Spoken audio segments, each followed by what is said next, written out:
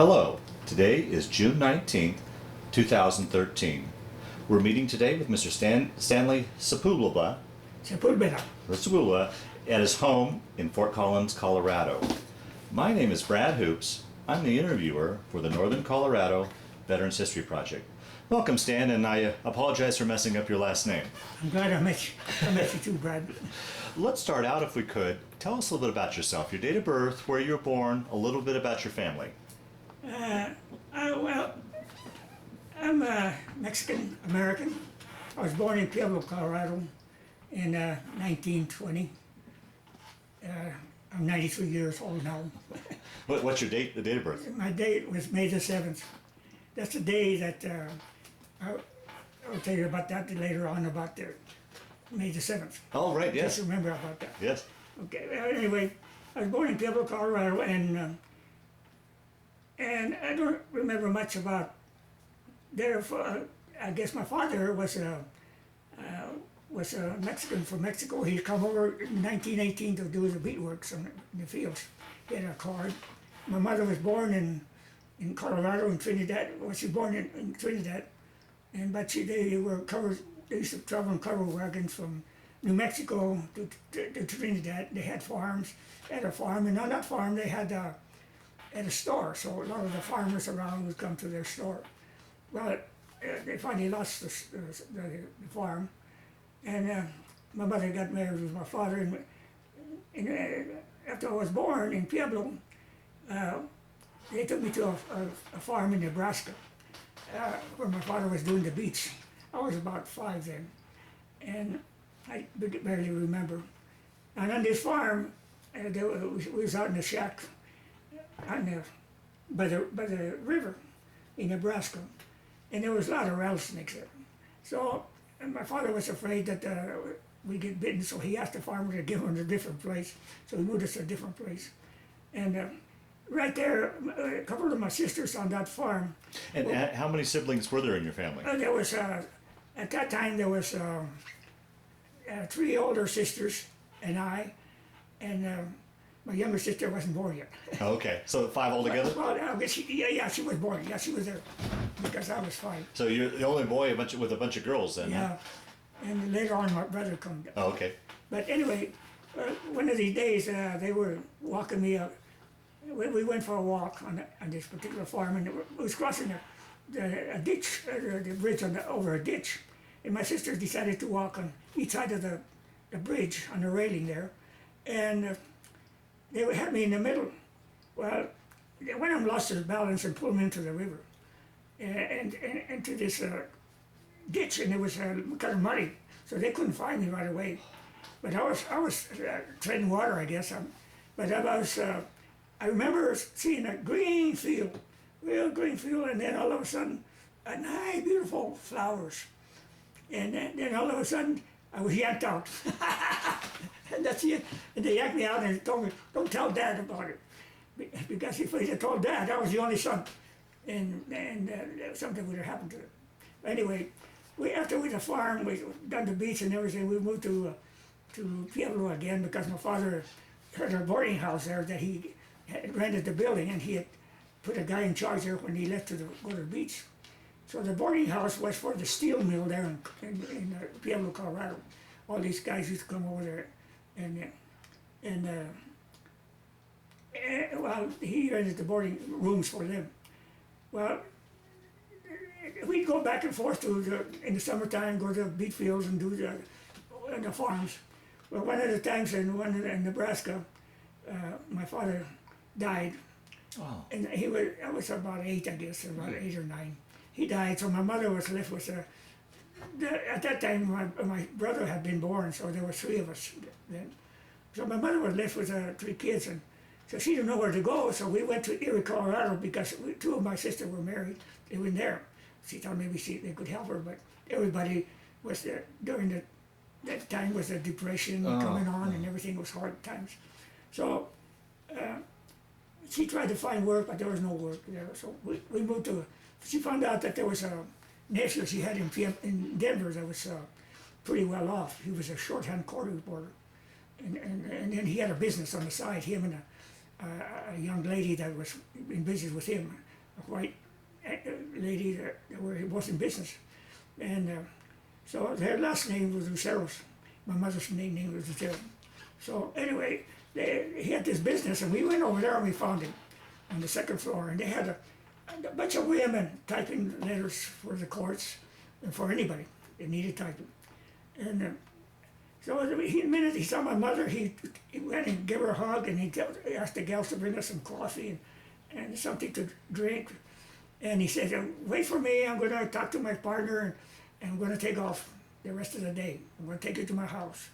So he took us to his house, which was in Aurora at that time, was open country. And he had a beautiful house that had just built for him.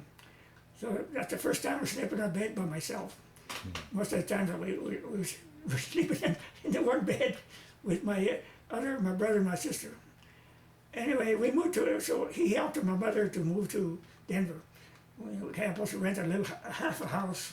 So we moved into this half a house, and that was hard times. My mother was, I don't know how she did it, but she didn't abandon us. She raised us up. And so I tried to help as much as I could. I used to bring the wood, go for wood, and find wood wherever there was. They used to create a lot of stuff in woods in them days, hardly any cardboard. And so then I'd go to the railroad tracks and get some coal for the stove.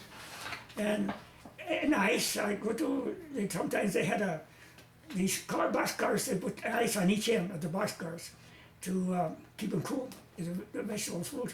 They didn't have like they have now. Yeah, Refrigeration. So they put a bunch of ice on each. They had trap doors up on top, and they take blocks of ice and they fill each end of it.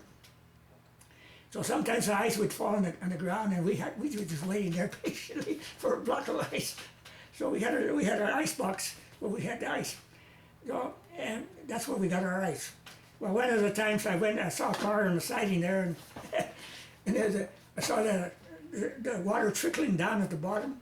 This boxcar was on the siding there, just waiting to be hauled away, to be loaded. And I said, oh, that ice is going to melt, and it's going to waste. So I got up there, I couldn't find no ice, so I got up there and threw the chunks of ice out down on the ground, loaded my little wagon up. I used to give the neighbors too ice. If I had too much, I'd help the neighbors. Anyway, I was about half a block away from the boxcar when a big black car drove up there with 4 guys in it. They jumped out. Three of them ran towards where the car was, and one of them stood there looking around. And he saw me, because I stopped and looked at what was going on. And he saw me and he says, hey son, what you got in your wagon? I said, ice. Where'd you get it from? From that boxcar. He says, oh, you know that's stealing? I didn't know it was stealing. I didn't think it was stealing. I didn't have no inking. Well, it was stealing. So he told me, get away from here.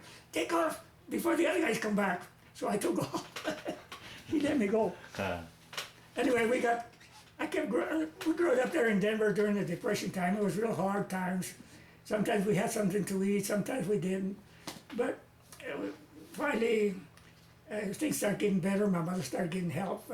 They started bringing in commodities, and the men got put to work in WWII.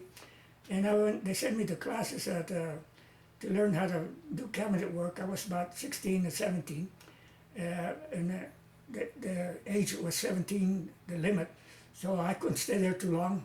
So the woman told me that I had to enroll in the CC camps. And all the money that I earned from the CC camps I was to send to my mother, which was, I would send her $25 and I kept 30 for myself, 5 for myself. Well, I found out way later that I didn't have to do that.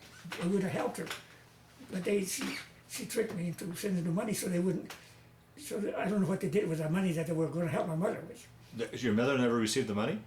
Yeah, she got it. Okay. That's the only money she needed. She had to live on, the $25 and whatever money she earned, work cleaning houses. Well, I was in the CC camps. I stayed 2 years there in the CC camps in Idaho Springs. It was nice there, and we got fed. So I'd send her all like $25 and anything else that I could send her, because I didn't need the money. Yeah. But I started smoking at that time, so I kept money for about $5 for myself for the cigarettes and my shaving equipment, and lotion or whatever, and something to go to the movies, to go to town there in Idaho Springs. And the CC camps was run like an army camp. We had a lieutenant and a sergeant and a corporal. Yeah, the sergeant was ran the office, and the corporal was the supply sergeant. The lieutenant, he ran the camp like an army camp, but it wasn't strict like the army. So we learned to make beds like the army, and we had barracks like the army. We had mess hall like the army. We had a medic that was from the Navy, and he took care of our anything minor. If we needed a doctor, the doctor from town, we could go see the doctor in town, or a little hospital there. But most of the time we hardly ever got sick. Yeah. And in that camp we went out and we went to fight forest fires. We fought forest fires in Idaho, outside of Idaho Springs, up by Green River, about Hot Sulphur Springs, over Loveland Pass, and all around that areas. And that's the fires we fought close by.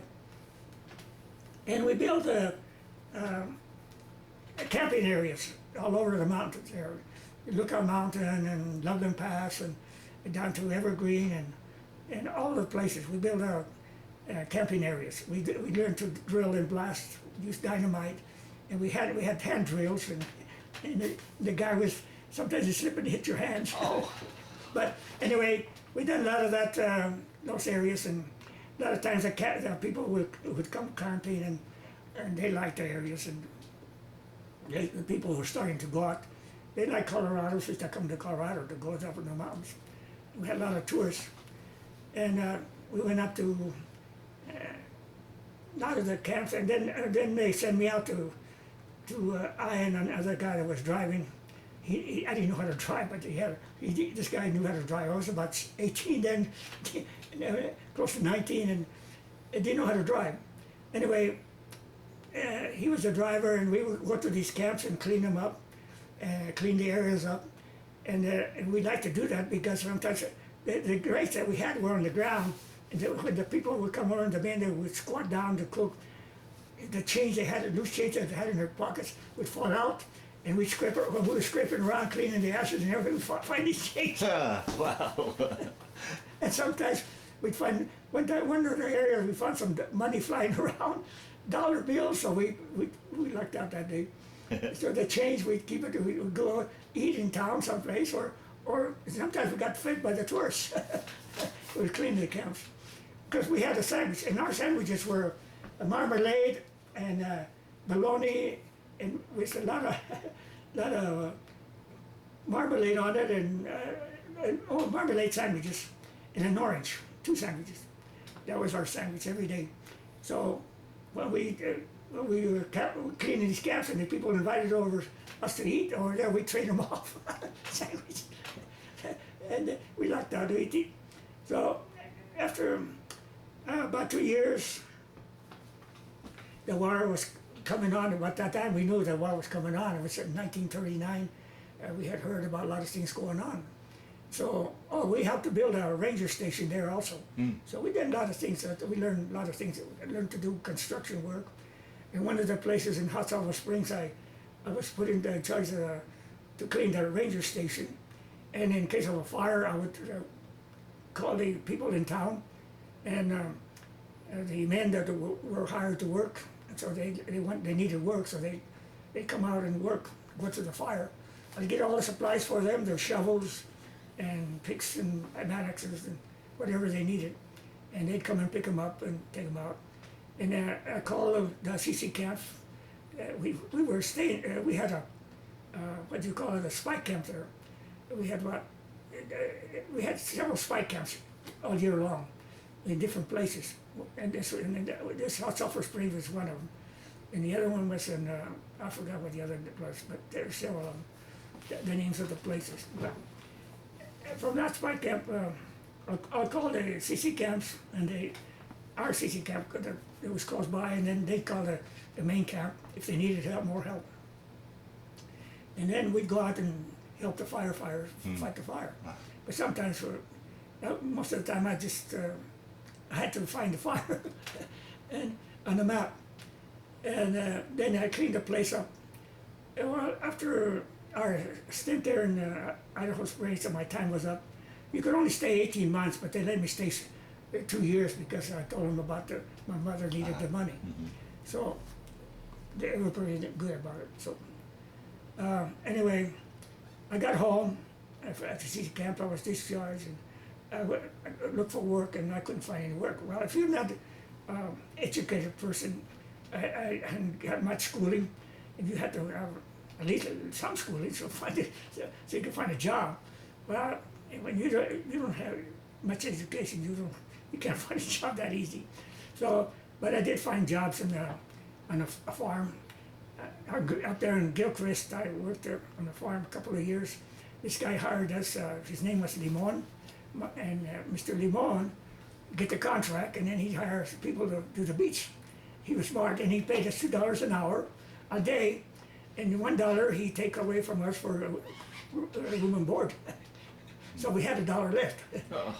So, and then we picked potatoes there. He'd get a contract, and we picked potatoes, and we did the beach, and whatever we could. And then in the wintertime, there was a guy that in Denver that would go out to the mines, like in Erie, and outside of Erie, there's a mine there, a coal mine, and we'd go to the slack pile. So he'd take me over there, and he'd pay me with coal, and maybe a little change, so I could help him bring coal, and then he'd sell it to the rest of the people, whatever we get off the slack pile. And I'd help him with wood. We'd chop up wood and sell it to the people, and he'd give me my share. So that's why we had wood and coal for the fire for the wintertime. And then the Army come around, and I was drafted. And there was 4 of us that were raised up. We used to chum around together, and Mike, and Mark, and Tony, and I. And we used to chum around that neighborhood there in Denver and Champa Street. We go all over around. We met a lot of people around there. We had black friends and white friends and all kinds of friends. But hardly any schooling. None of us went, except for Mark. He graduated from high school. He was the only one that graduated as far as I know. But his father and mother had died, and he was raising his family. He was raising his sisters. Anyway, he volunteered right after the attack on Pearl Harbor. He volunteered in the Army, and later on, he come on a furlough. He was going to Missouri. He had transferred to the Army Air Force, and he was in uniform. We thought he looks real handsome. We thought we wanted to be in the Army also. Oh, right. Do you remember where you were when you heard about Pearl Harbor? Do you remember that day at all? I was in Denver, but I don't remember exactly where I was when I heard about it. But I think somebody told me about it, because they heard it on the radio. Mm-hmm. We didn't have no TVs then, but on radio. Right. And they heard it and told me about it. So after we saw Mark in his uniform, well, we went as volunteers also. Well, by that time, we got a letter from the draft, and all of us, and so we drafted. So we went to get our physical, and Tony passed. We used to call him Skinny Tony. He passed. Mike and I didn't pass because he was too small, and I wore glasses at that time.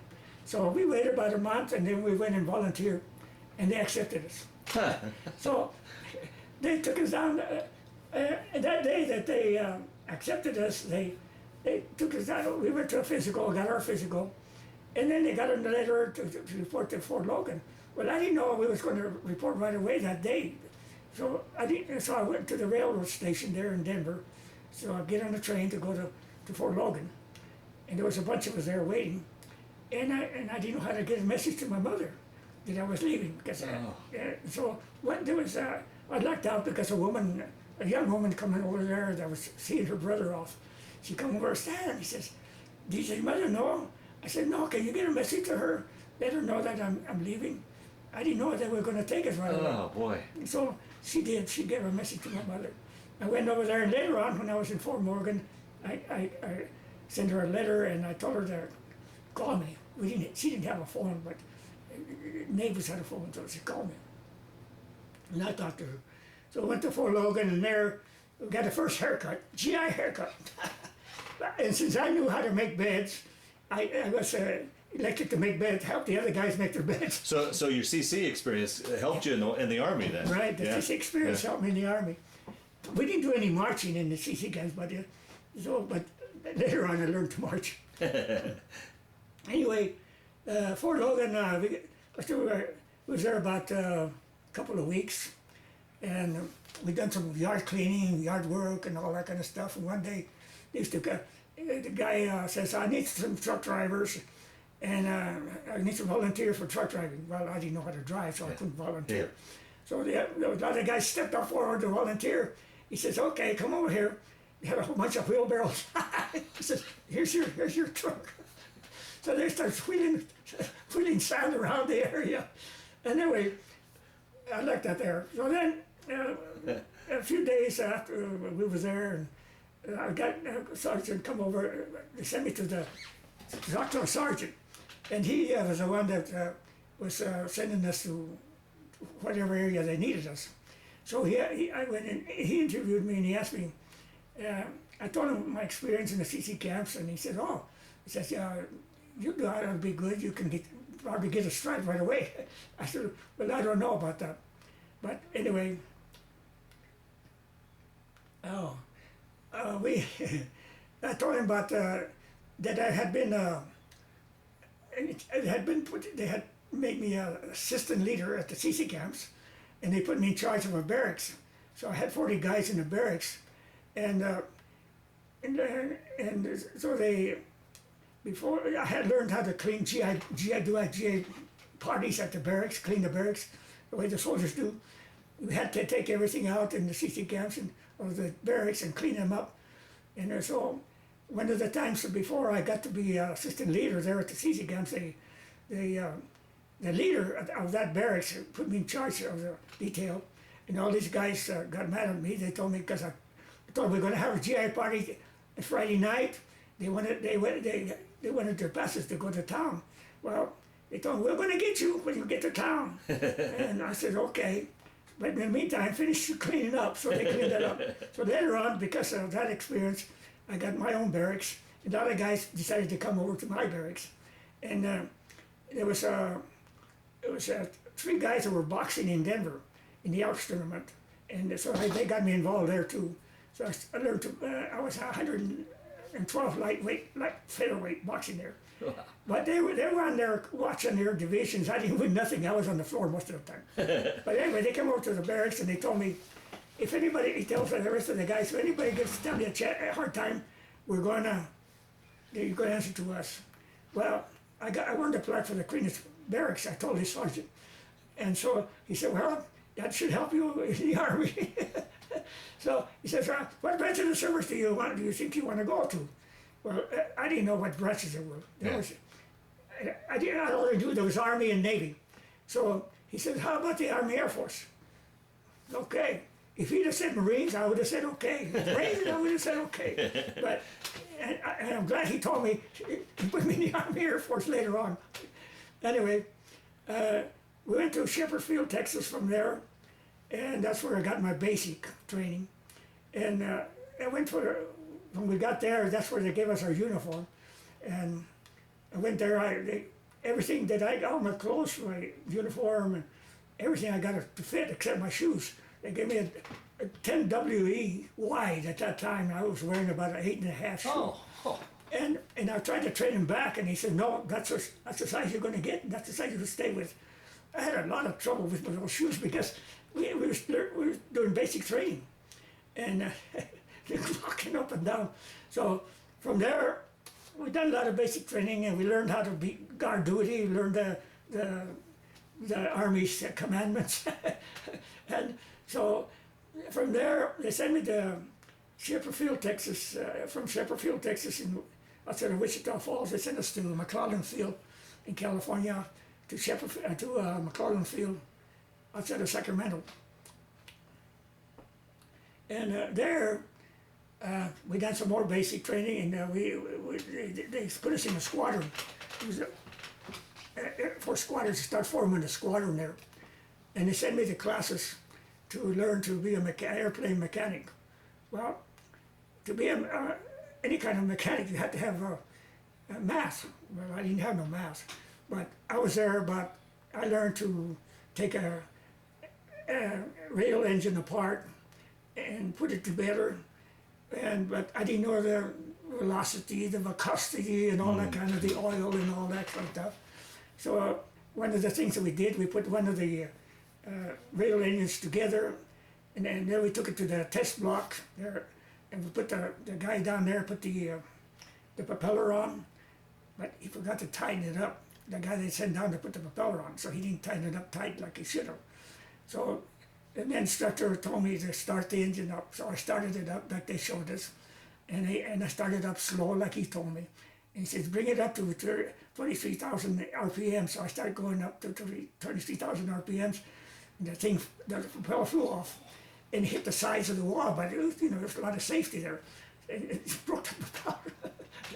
So I shut it off as soon as possible. Well, they knew that I didn't have the mass, or they transferred me, of all things, to sheet metal, and you need a lot of mass in sheet metal.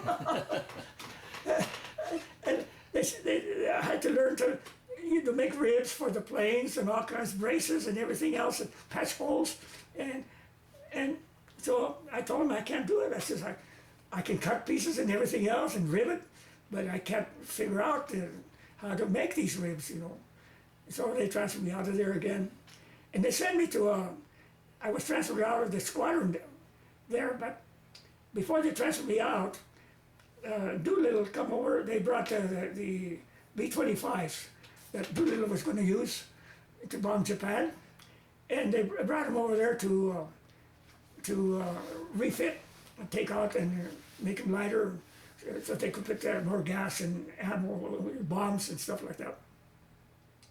So we had to have clearance, so the FBI had given us clearance. Wow. I got clearance from the FBI to go into the top secret area. I never had no trouble. Yeah. Don't give anybody trouble. Yeah. So they gave me clearance to go into the top secret area. There was a few of us that could do that. And so we had to have a button to go to the non-secret areas, and then you had to have a billfold with your picture and your name on it, your ID number, so you could go to the top secret area. So anyway, I worked on those parts there, and then we also had to go to guard one of those planes. They sent me on guard one of these planes. So they had it way out in the boondocks, and they were afraid that the Japanese would attack at that time because we were so close to California. In fact, we had several scares there that the Japanese were attacking, and we come out of the barracks, but nothing happened.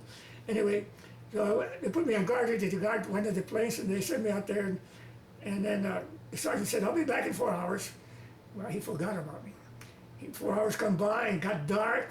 I was watching my post and looking out for the sergeant, and the other guys were out there, and they had all been picked up, and they got there, except me. I was way out there by myself. And so finally, I got tired of walking my post, so I got in the plane and sat in the cockpit there. I had a good view of the whole area in front of me. So I sat there, and I guess I must have dozed off anyway.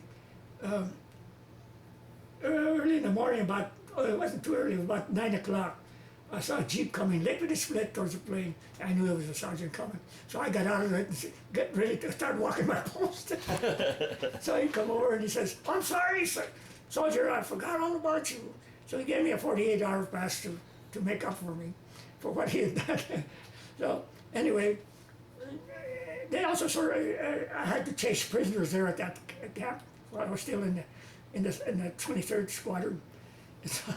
So I was, one of the times they told me the prisoners we had were American prisoners, and some of them had escaped before. Some of them were mean guys. They had escaped with the army. So they gave me this mean guy, and they told me, if you let him escape from you, you got to serve his time. Oh. So they gave me a shotgun, double-barrel shotgun. So I got behind the guy, and I told him, "Hey, I don't know who's going to more scared, you and I." I said, "But if you move, I want you to know I got my finger on the trigger, and the safety's off. So if you make any move, you know what's going to happen." he turned red, and I turned red. we both scared. So when I marched into the latrine, because I was supposed to take him to breakfast, and so I got him to the latrine, and I marched him to breakfast. They didn't give me that guy again because he didn't want me to go by him anymore. So anyway, I got several prisoners like that. And then another time they gave me I was supposed to go, colored guard, gave me the detail to put up the flag that morning. So I was in charge of the color guard. So I had two guys with rifles and one guy with a flag, and I was in charge. I had a 45 on my side. So we went to march to the flagpole, and we started to get the guy was starting to hook up the flag to get it up. And about that time, a colonel come out of a barracks, which is close by. It was not a barracks, they had a great big building there for the officers. It was about half a block away from where the flag was at. And he ran across, he was running like mad, you know, I don't know where he was going, but he was running like mad. And the flag was just starting to go up. And I hollered at him, halt! And he looked at me and he started running again. He says, pull out my 45, and I said, halt! And these guys getting ready to with their rifles. And he halted, and he turned around, and he heard me put a shot in the chamber. Oh, wow. And he stopped, and he noticed that we was putting the flag up. And the guy had it about a fourth of the way up. So he turned, saluted, and the flag went up. Well, the base commander was up at the top, and he had seen all this. So by the time the flag got up, he was down there in the bottom, and he ran out there where the colonel was, and he started chewing him up. And he come over to me, and he says, next time this son of a bitch does that, shoot the bastard. So that was my experience there at McClellan Field. And then they shipped me out to a squadron right there on the same base. There was this captain was forming a squadron to go over to the islands, to the South Pacific. And he had to form a squadron 48 hours, and he called for mechanics and people that were already trained. Well, they sent me over there as a mechanic. And I told him, he says, what's your experience as a mechanic? I said, I don't have no experience as a mechanic. He says, well, son of a bitch, why did they send you over here? I want experienced people, and I got 48 hours to get this squadron formed. So he says, I'm sorry, son, there's nothing against you. It's the top brass that I'm mad at. So he shipped me out of there, and they put me on the guard duty, where I was on guard duty, guarding base all night long. For about 2 weeks I guarded. And finally they shipped me out to 10 Ferran with a bunch of other guys, to 10 Ferran. They're in a stockade there. That was a Japanese stockade, had been a stockade for the Japanese. And they had moved them already out of there. I don't know where they sent them to, but they sent them to different places. Well, the guy started getting sick there with the barracks that the Japanese had used. I don't know whether it was because put him in some of the stalls where the horses had been. And we were quartered in some of those stalls. So I don't know whether it was something in the stalls that got him sick, to start getting sick. We had great big lines of sick call every morning. And so they finally shipped us out to 10 Ferran, another racetrack. But they had barracks there, so we stayed in barracks. And we stayed there and done some more basic training there. And they were waiting for us to ship us out someplace. There was about 1,500 of us there. So finally, just before Christmas, there was a guy there that I met there, another Hispanic, and his sister and his brother-in-law lived in San Francisco there. So they had invited him for Christmas dinner. He had gone to see him, visit him. So he took me over to visit with his family, and so they invited us out for Christmas dinner. But they only had a small little room, and there's a lot of people, there's hardly any room for people around there. They were working in the shipyards at that time, and they were doing a lot of work. And so, but they still invited us. So we'll fix a place here for you guys. So anyway, the day before Christmas, they got a shipping order come out, and they shipped us all the way across to Miami Beach. So we was on a troop train 7 days and 7 nights. Now, from the time you left Denver till you went to Miami, did you ever have any furloughs to go home? Did you get home at all? Not during that time. Really? Yeah. Oh, wow. So I got to, well, there in Sacramento, yeah, yeah. We had the private cooks at the one time, and then we got GI cooks. Well, when you got the GI cooks, I got sick with the food. But I always had a sensitive stomach. Anyway, we got on this troop train, and they had a boxcar where the cooks were doing the cooking for all these guys in that troop train. And for Christmas dinner, we got a raw potato, practically raw, and a piece of ham, and a cup of coffee. It was cold. Everything was cold. And a slice of bread. That's all we had for Christmas dinner. But those guys that had money, every time they'd stop in the town, the porter would get them sandwiches. They'd give them the money and they'd get sandwiches. Well, me and another guy, we were broke. And I used to smoke, and I was mooching cigarettes from him until we ran out of cigarettes before we got to Miami Beach. The other guy was in the same. There was three of us in each compartment, and we decided to vote to see to flip the coin to see who would get the top one by themselves. So I got the top one for myself. The other two guys was down the bottom. But anyway, the guy that had money, he was go out and get his food and get sandwiches. All the guys had money. But me and this other guy was broke. We didn't watch him. I was broke, boy. We was getting before we left. What was it, Shepherd Field? We was getting our payment was $25 a month, and the Red Cross would take a quarter right off the table until somebody stopped them. So anyway, I made an allotment there at Shepherd Field for my mother because she didn't have the money. And it was for $14 out of my $25, and I kept it over. And so when we got to Shepherd Field, Texas, they had raised our wages to $50. So I made another allotment there, and I sent her $22, and the government was putting $28. So that's what they would send her, and I kept the rest. Well, and there's still the $14 one was. So I had about $7 for myself. So, well, I needed no money because they were feeding me. So anything that I could help my mother with, I would do it. So anyway, we got to Miami Beach. Well, on the way to Miami Beach on the troop train, we had stopped over by a farm there in Georgia. There was a big field, and there's some gals working up there, beautiful gals working on the field, and they ran over there to the train, and went over and gave me a big hug and a kiss. Really? And she gave me her address to write to her. Well, I never could write very good, so I didn't ever wrote to her. But she was a beautiful gal. Anyway, we got to Miami Beach, and they put us in a hotel, in the Greenwich Hotel. That's where we stayed. And they told us we had our bear's bags and everything, and they told us the first room you find, that's where you're going to stay. So we was going in room to room. And I saw a big bed there, and I threw my bear's bag on the big bed, and they had two double bunks on each side. So there was 5 of us in each room, and so I had the bed. Well, a couple of guys who were there, a friend of theirs, come over, and he says, I want to move in with my friends here. He says, I'm known since I don't know when. Well, I didn't know anybody. But Yeah.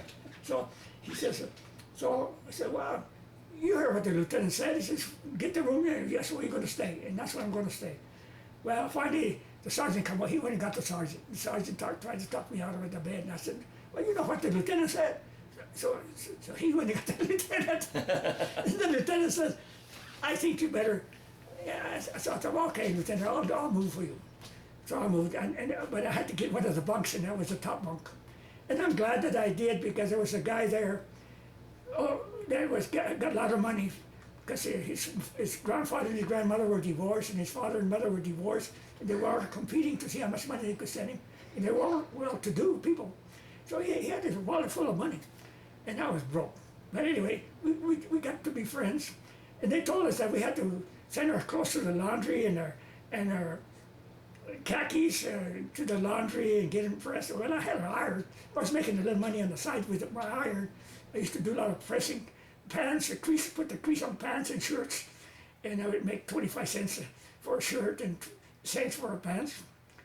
But I didn't get too much of that, but I got some. Anyway, so So at night I'd sneak in and wash my underclothes and my clothes and everything, iron them and get them ready for the next day. We did a lot of marching there, a lot of drilling again, more drilling and drilling. And they told us we could send letters as home as cadets. Well, we weren't cadets. We were just GIs. Yeah. So they were sending from there. They were sending everybody out to schools, to different places. Well, there was in Miami Beach. I stayed there a month, and there was so this guy. About the third day, we became friends, and so he sent me. He says, "Hey, let's go eat. I'm going to buy breakfast this morning." So we didn't go to the mess hall. We go to, and people were buying the food for us. We just saw a uniform, and then later on, since I saw going to these hotels so often, they quit buying. So he was buying. Where was I? You were in Miami in a hotel, and they were sending people off to various schools. Yeah. It was in Miami, and so I didn't have any education, so I couldn't get into most of these. They needed a radio man, so I went to take a test for radio, but I didn't pass the test. So what was left after a while, what was only left was driver's school and baker's school. So I told him, well, I guess I'll take a driver's school. I said, I'll learn to drive. I didn't know how to drive.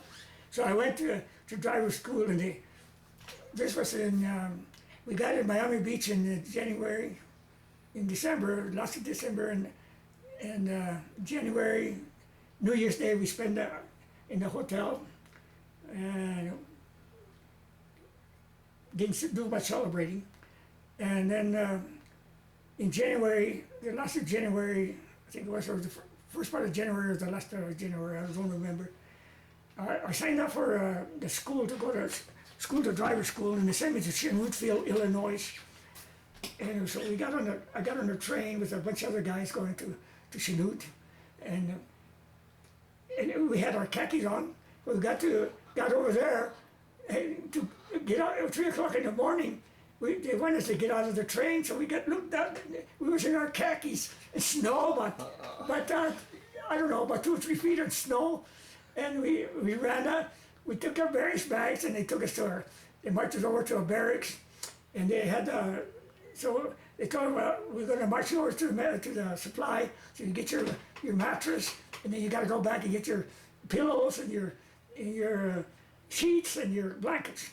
So that's what we did. And then we had to make our beds and everything and leave our stuff there. Breakfast time came, we went to breakfast. And then later on, they marched us around to the classes. So I went to driver's school.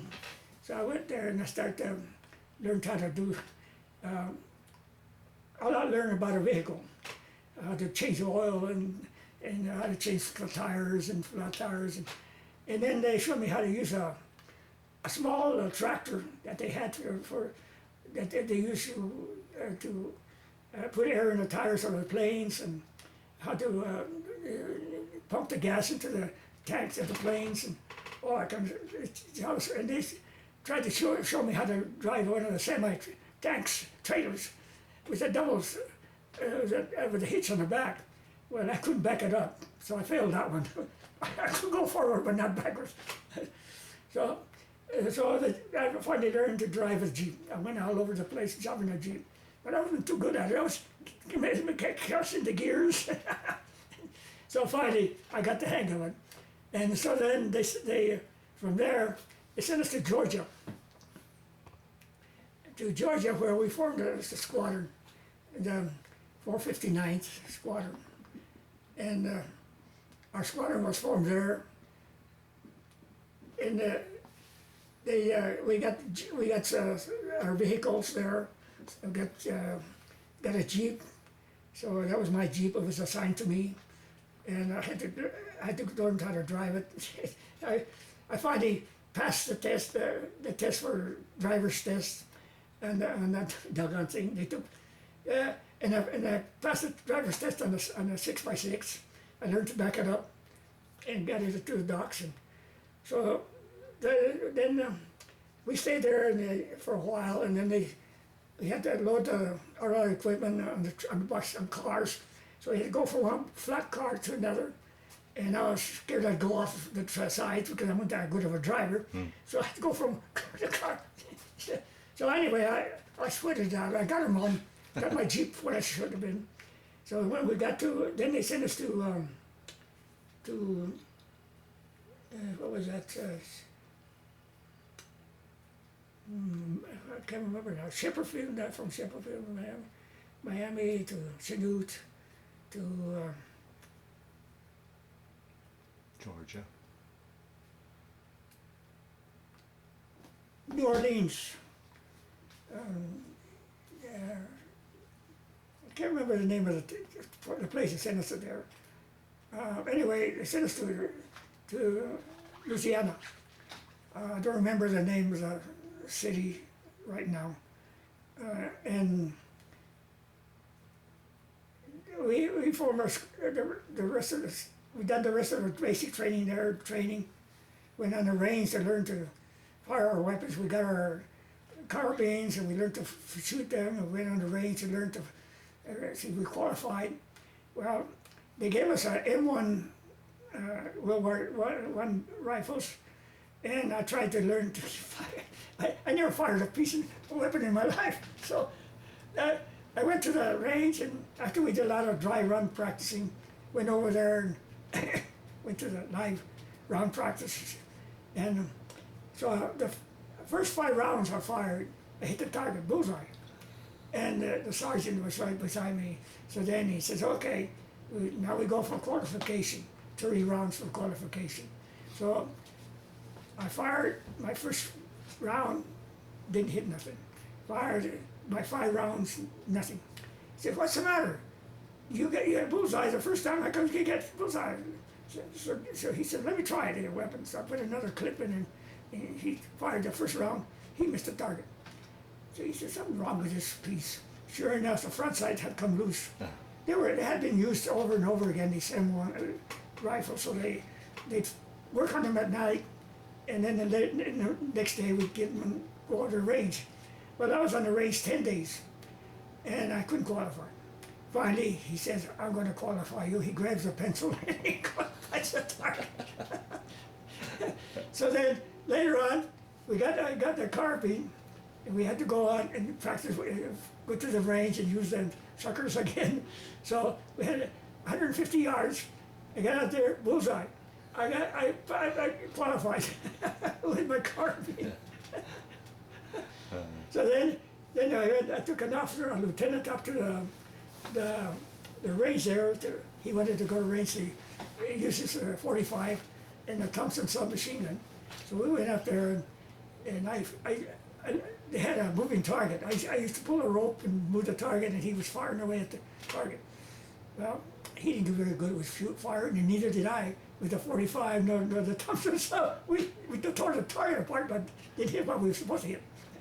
So anyway, then they took me down to, they had a range there where you could drive your Jeep. They learned how to drive a Jeep over these humps, and they had a hill practically straight up where you went up, and then you had to make a sharp turn to go down. If you didn't make that sharp turn, you could turn over. Either way, you had to make that just right turn. So they took me over. The lieutenant and the sergeant and I was in the back seat. They took me over to show me the obstacle. We went through the whole obstacle. In some areas, some roads were so narrow you could fall off. So anyway, went over there, and so the sergeant took us over. He was going up this hill, and he started sliding off. He didn't get it right. And so he started going off the side, so the lieutenant and I jumped over on the opposite side and grabbed the handles of the Jeep on each side, and it kept it from turning over. And the sergeant straightened him out, and he went around and says, okay, your turn. But you know how it is. He said, you just watch where you go. Yeah. So the lieutenant didn't go with us that time, just the sergeant. So I went over, and I made that hump. I went over just right. I did the right. Then I went over to the rest of it. I passed the test. So then we went out to bivouac for a couple of weeks, and we had our tents out there in the boondocks, and a lot of jiggers, and we had these leggings on, and jiggers were getting your leg. Well, I had set up the tent and the camp. I drove several lieutenants around. I had to take them sergeants around and get them to different areas, and the lieutenants. The ones that were staying on the camp stayed in the camp. The ones that didn't, I had to drive them back. Then I had to come back to the camp. Well, I was coming back to the.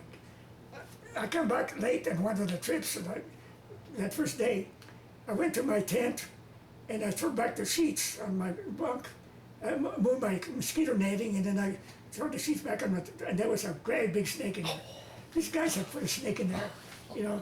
Well, I just threw the sheet back, and I got in my Jeep, and I headed back towards the base, the main camp. And I found me a bunk and stayed there all night. And I did that every night for the 2 weeks we was there. I had to sneak out. So I sneak out every night and sneak back in the daytime because we had a guard on the perimeter. But I knew the guard, so he let me. He didn't bother me. So anyway, we had to. After that camp, then we got to. They gave us a big party there in. Shreveport, Louisiana, I think it was. Shreveport, Louisiana. Mm-hmm. And anyway, they gave us a big party in town. They had a nice building there in town at the park, the city park. So they were going to give us a big party to send us off because we were going to New York from there. And so they sent me and several other guys to take food and drinks, and we bought some liquor and everything else. We had a lot of liquor up there. Well, we got liquored up that day. So by the time the party come, we had gone to the camp. We was passed out. But we got in the truck and went to the party. We were still on it. But the other guys didn't.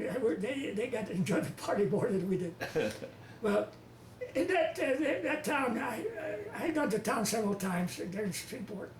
And the bad experience I had was one of the times we was coming from town going back to our area. Another GI and I, and he's a white friend of mine. And we got on the bus to go back. And I noticed that the driver had a pistol, a holster with a pistol by his side. I didn't pay much attention, but neither did he. So we sat down towards the back. And then the bus stopped for several people, and then one of the tops there was a poor black old woman. She had a long coat on. Well, she stepped on the first step, and he slammed the door shut on her, got her coat, and dragged her down the street. Oh. Well, my friend was going to get up to try to talk to the bus driver, and all I could do to hold him back to stop because I noticed the guy had his hand on the gun, and I told him, "Don't move, just sit." So we had to let that thing happen, right in front of our eyes. Wow. And a lot of things like that. We saw that happen over there. And one of the times there was a black outfit that come over there. I don't know where they were going, but they had to stay there at the camp a week. And nobody wanted to drive for them, so I would drive for them. So I took a captain because they were afraid to get shot. So I took a sergeant, I took him all over town. He had to do some business in town. He had to do some for the camp for us. So I had to take him all over town. And finally they left. Well, at that party that we went, there was the camp commander was it was a movie actor. One that had been in Cowboy, Hood Gibson, I think it was his name. And anyway, that's what they told me. Anyway, when we went to the party, I met a lot of guys into the camp. We had gone to town a lot of times. Well, I went down there with this Hispanic guy, friend that I met at that time. Now, would you have any problems with prejudice being Hispanic? Did you have any troubles at all? No. Okay. No, not except what was it in Texas, but not much. Okay. But the blacks did have a lot of problems. Yeah. So anyway, we got to me and this Mexican guy and I went to town, and we used to go to town a lot. And so I was talking to him about us getting into class. They had started a G class there at Shreveport. So we had to enroll to the class to see if we could learn something. I told him, we got to get ourselves educated because we're going to need some education when we get home. And so went enrolled in the GED class, but we didn't get to get much lessons because we moved out soon after that. But I told him, well, so I was telling him that, but he thought I was calling him down. You know, he thought I was telling him this because I was making fun of prejudice against him. I didn't think nothing about it. I didn't know he had taken it the wrong way. And anyway, at this party, he called me over. He said, "You want a drink?" He had a bottle of pint of whiskey. He called me out. Hey, have a drink, son. And I took the bottle and he tipped it up, and boom, he hit me one. There was a little slope down. There was a bunch of guys out there. They saw this. I was rolling like a good ball. I got down to the bottom, and I got up, and I shook my head, and I got up to where he was, and I says, I don't know what's going on. I says, but I want you to know, since I'm drunk, otherwise I'd take you out right now. Yeah. So he didn't say nothing. And the other guy said, "What'd you do that for?" No, nobody knew. I didn't know what they done it for. So anyway, when we was waiting for to get on the train there, they had with trucks there right on the base so we could get on the train. The train had backed up there, and we get ready to get on. And he was sitting on the steps of the barracks. He had a guitar, and he had his carbine with him, and his barracks bags. Well, we weren't supposed to have any bullets, but I had to stay to a clip, and I put that clip in my carbine. I stepped out the door and I grabbed his guitar and I broke it in front of him and in front of him. And I told him, "I don't know why you hit me that day. I've been asking you to tell me why, and you haven't. All this time that I've been talking to you, trying to talk to you." He said, "But I'm going to tell you one thing. If you move, I'll blast you back." He looked pale, and he just froze. And I said, "Well, I don't think I'll kill you now." I said, "I will. Wait till I get you overseas." I put my carbine away, and he walked away fast. And he told his other guys that were out there that come by, and he says, Don't let Stanley come close to me." They didn't know why. Well, we went to Camp Kilmer, and I was broke as usual. I had about 98 cents. Got over there to Camp Kilmer. And that's in New Jersey, correct? Yeah, New Jersey. Camp Kilmer, New Jersey, from was waiting to go overseas. Right. And so we could go to town. Well, I couldn't go to town because I didn't have no money. A lot of the guys invited me to go to Chicago, but the only town I could go was in New Jersey, there, close by. So I did go to New Jersey several times. And this guy was there. He'd go to town, but he had a build. He was built. Canuto was there. He had a real nice build. He thought he was a woman's chaser. So he met a gal there, and he turned her off on him because he was mean too, you know. And so anyway, I wouldn't go to town with him. He wouldn't go to town with me. He'd go to town with himself, but I'd see him in town. He tried to get close to me, and I wouldn't let him. I avoided him. I must say I quit it. And finally, anyway, we stayed there. I don't remember how long we stayed there before we went to New York. We got on the ferry. It took us to where the boat was at. We had our bearish bag, and the first time in my life I had never had the lonely feeling like I did then. Oh. Like the loneliest, empty feeling in my pit of my stomach. And then it went away, and I got on the boat, and I was okay from then on. Huh. Nothing bothered me from then on. So I got on the boat, and there was they told me, they said there was about 10,000 of us on that troop ship. It had been what do you call it? Ocean liner? Ocean liner. Mm-hmm. It was SS Argentina, I think they called it. Okay. And where the swimming pool they put a latrine, toilets all around the edges, and then a big trough down the middle for you to wash. There was seawater. Okay. And we got on this SS Argentina, and they told me there was 10,000 of us on the ship. And then they said that about a fourth of us could go down in the hold and stay. They had a place for 4 of us to stay down in the hole. They had made different spaces for different squadrons or army, or I don't know what the army groups were on there. I know our squadron was on there, and I don't know whether there were other army personnel, what they were, or what. But anyway, we went to look at the place. They took the first sergeant took us down there to show us where we were going to be. All of us went down there, took turns to go down there and see where we was going to be. And I got a whiff of all the smelly feet down there where all the soldiers were staying. And my buddy and I, he was a Polish young man like me. I'm Hispanic and he was Polish. And we jumped together, and he says, I don't think I want to stay here. I don't either. And the sergeant says, I don't think so either. so we went upstairs. And I don't know, the guys that went down there first, they stayed all the time down there because the rest of them didn't want to stay. So we slept on deck.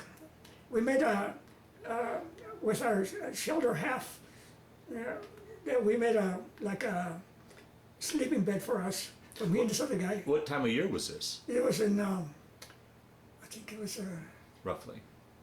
September, October. I think October, September, October, November. Yeah, and because and I think it was in October. Not exactly remember, but it was getting cold. Yeah. Okay. Yeah. So, but it wasn't too cold when we was going. We got on so we made a shelter half anyway for him and I. His 2 blankets were on the bottom, or mine, or I don't remember which, and the other 2 blankets were on top. And then they popped the tent part, the half of his was, and my half we buttoned it up and we made a sleeping bag out of it. So we could sleep in there at night. I don't know what the other guys did, but there was a lot of guys sleeping on deck. So, and then the mess hall, we go to the mess, we got 2 meals a day. They had a long board in the mess hall. You ate your food standing up. There was guys on each side of you. And you get your tray, go to the line up, get your food, and then you go eat your breakfast, and then you eat at 5 o'clock in the morning. That was our schedule, and 5 o'clock in the evening for supper. In between, you ate whatever you could buy if you had anything to buy. So, anyway, and there was a lot of. We'd go down to the little tree and we'd clean up and everything, but we were kind of stinky because the showers. There was only a few showers that they had. Well, now how was this for you? I mean, here's a boy from landlocked Colorado going to sea. How was it for you? Did you get your sea legs, or how was were you able to? It didn't bother me. Really? My stomach got a little woozy for about the turn, because one guy got sick. Yeah, right, yeah. And then I got a little woozy, but that was it. Huh. A lot of guys got sick. They was bit all over the side. Right. And in fact, even when they were eating food, so you had to be careful who you stand by. So anyway, there were a lot of guys got sick, and there was a lot of gambling going on deck there. You see card games and anything, breaking my monotony. And right where we were, close by where we were at, we had a lot of life rafts. Those big old clumsy life rafts that they had, and the regular boats that we were down below on the other decks. But right by us there was a whole bunch of life rafts. And they told us it was a big convoy.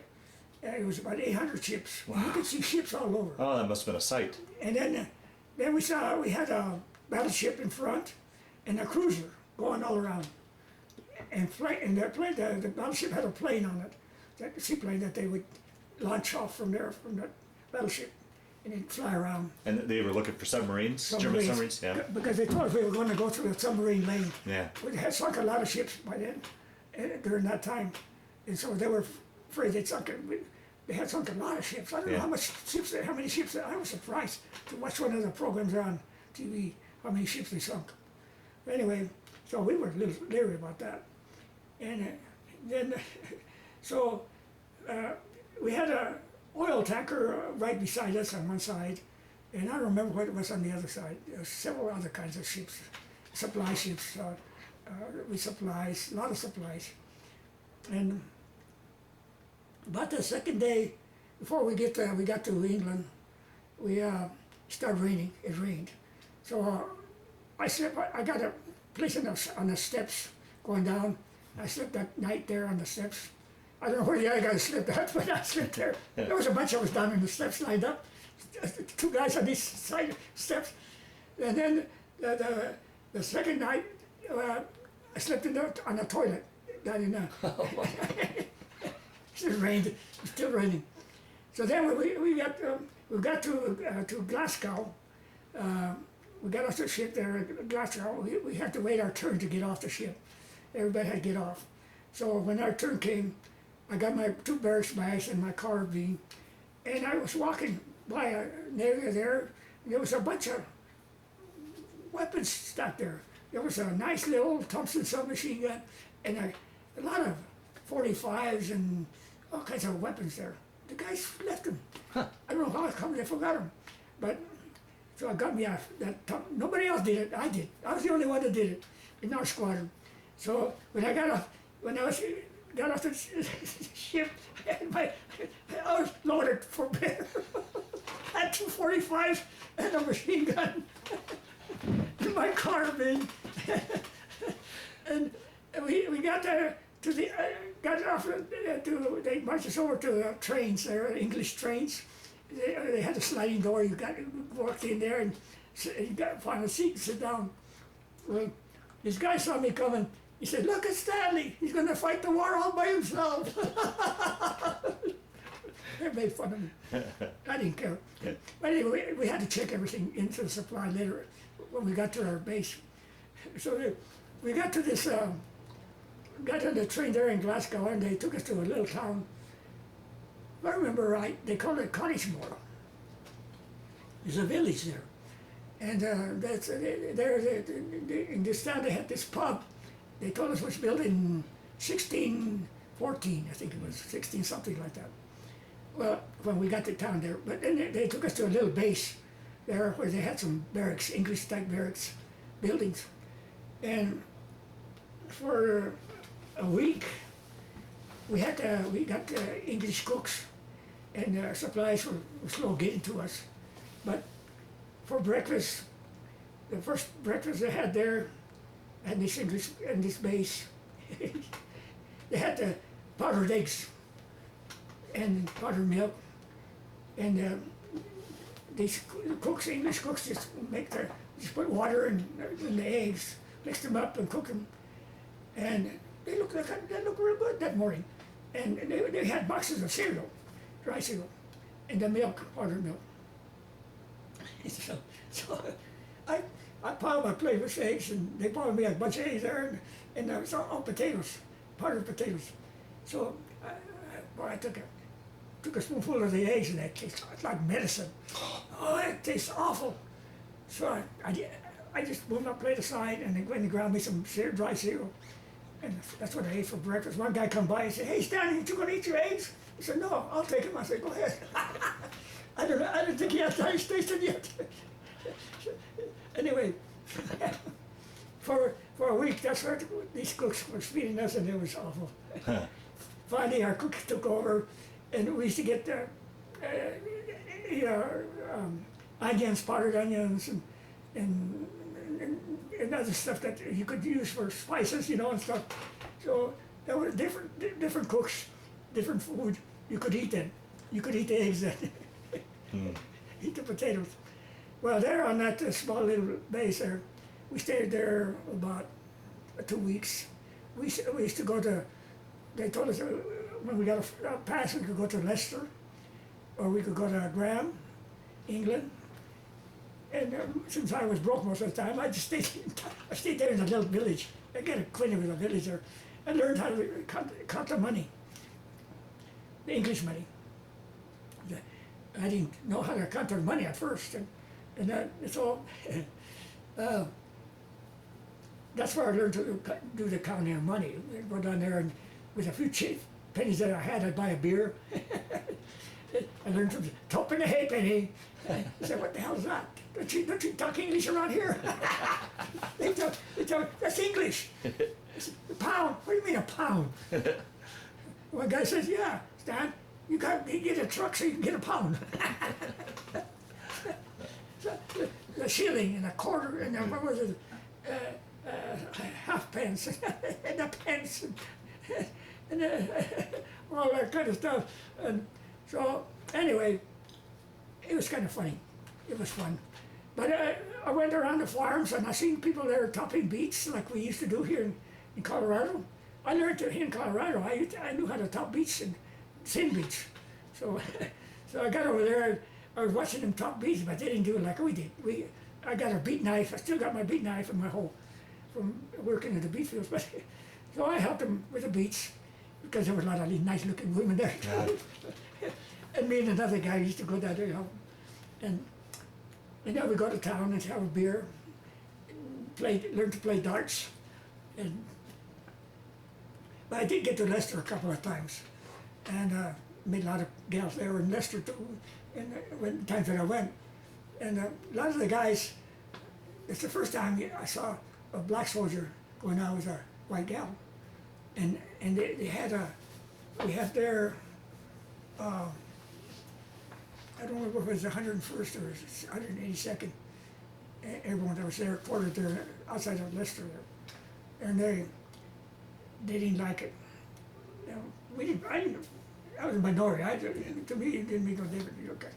I met a lot of black people. In fact, I knew a lot of black women who used to help me out a lot of times. So I went to classes with them and later on, after I left the Army. But anyway, they hung one poor guy there in Leicester, a black guy. So they told me.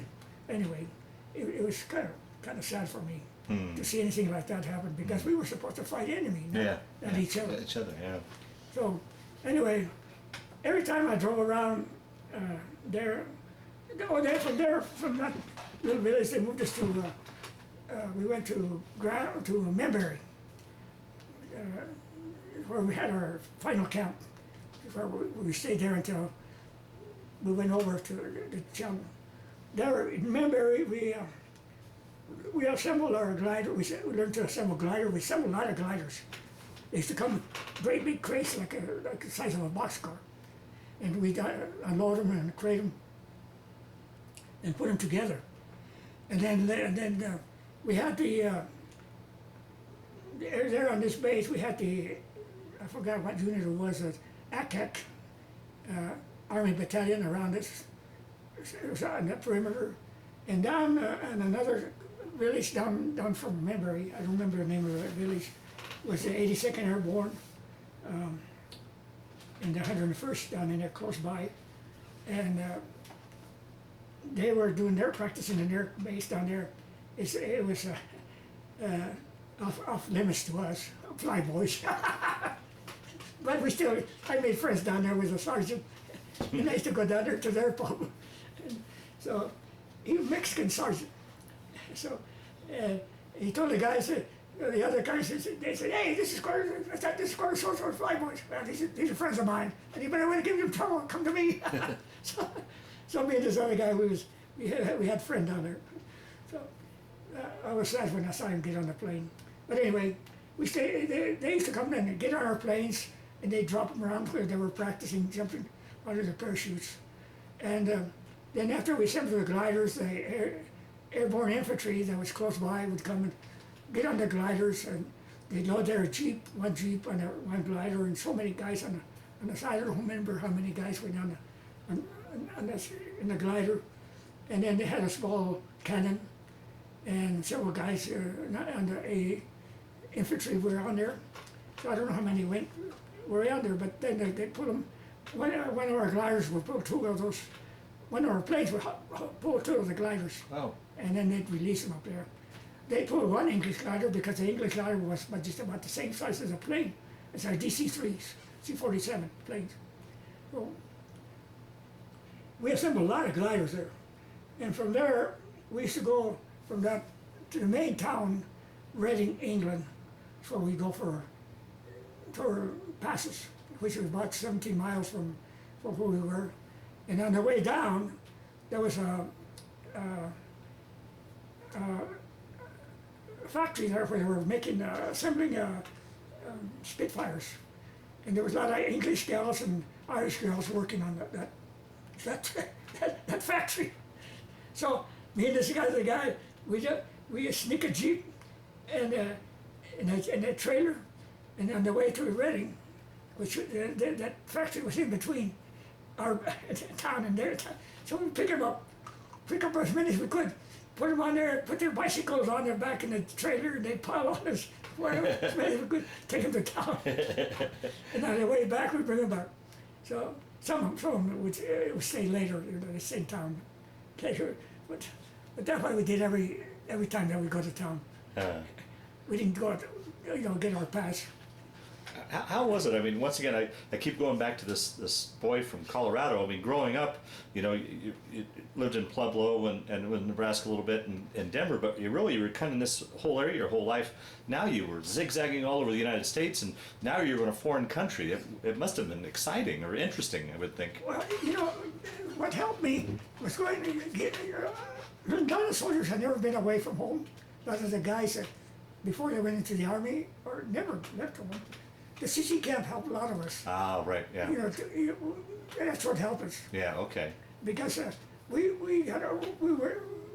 learned to be away from home. Okay. And we weren't afraid, and we learned to make our beds and everything else, be like Army, work hard. So we had been away from home, but a lot of the guys that hadn't been away from home, it was hard on them. Yeah, right. Because I remember there in Shepperfield, Texas, we was doing our basic, and there again, there was shipping guys all over. Some of them to the infantry, some of them to the special services, and one of the guys that was trying to make friends with me. We got acquainted pretty good. He was another Hispanic, and we used to check the list every day to see who was on the list before we were going. So he saw his name on the list, they shipped him out. He used to send him to the infantry. He started crying. And I was crying, Stanley, go tell him I can't go. I've been away from home, I never had a friend before. And it made it hard on him and me too, but since I had been away, it didn't bother me. Yeah, right. But so I really felt sorry for him, but they shipped him out. And I'll tell you later on what happened to him. Okay. But anyway, we was doing a lot of assembling there and a lot of practicing for the invasion. And I used to go around. They used to send me to pick up parts for the airplanes, and our squadron was a service squadron. Mm-hmm. We serviced the other squadrons. We furnished everything: quartermaster, chemical warfare, everything that the other squadrons needed, gasoline, water, and then so anytime they sent me out to parts for airplanes, so I had to go to different bases because they had these parts. They had different bases all over England because they didn't want to put them all in one place because the Germans were coming over in the day, at night and bombing. Oh, you would become under bombing from the Germans. Oh, wow. We bombed. We was close to. We could hear the explosions all over at nighttime. And then, so I go all over picking up these parts, and they had them scattered all over town. So I went all over England. Sometimes I'd find them in one base, and they tell the guy that called up for the part, they said, we got it here on this base, and then it turned out they didn't, so they called it some other base, and I had to go. Sometimes I'd be on the road 3 or 4 days, finding a part.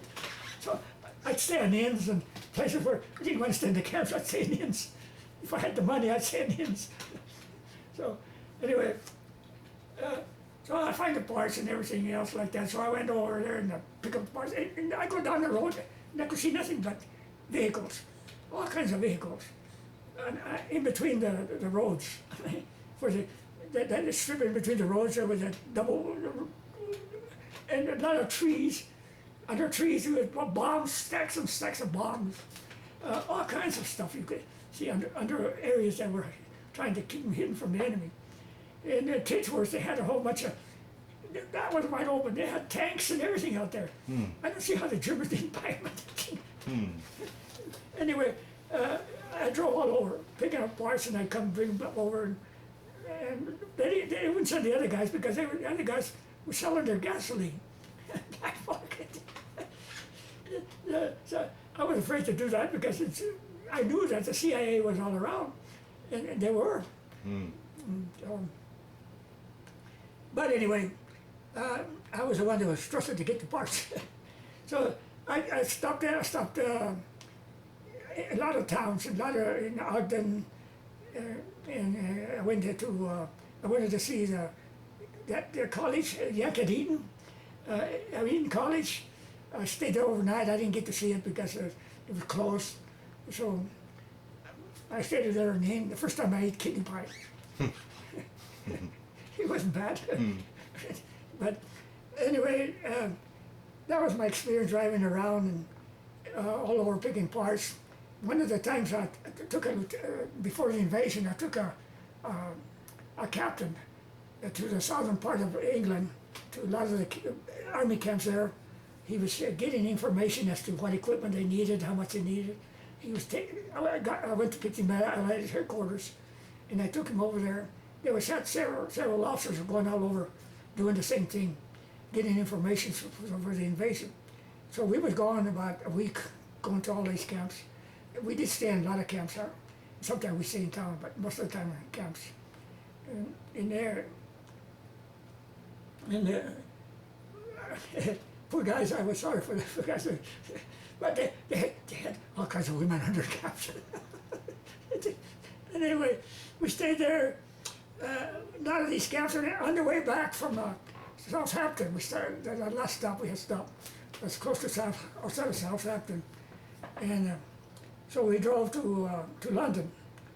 And from London, we was going to go to Allied headquarters. And we stayed there in London overnight. But on the way from Southampton, we got to London that evening about 5 o'clock that day. And there were the V1s were coming over like mad. Wow. All over England. They were dropping, and you could hear the explosions. And they had been bombing. I don't know how long they'd been bombing. Every time I go to London, I hear the explosions. So I hated to go to London because buildings were being knocked down right and left. And anyway, that day we stopped to talk to a Bobby for directions, and I asked him about where we could stay in town. So he told us, he said right in front of us was a MP headquarters from where we were. We were at Piccadilly Square. And about 2,000 yards from us, one of those bombs come over, hit that building.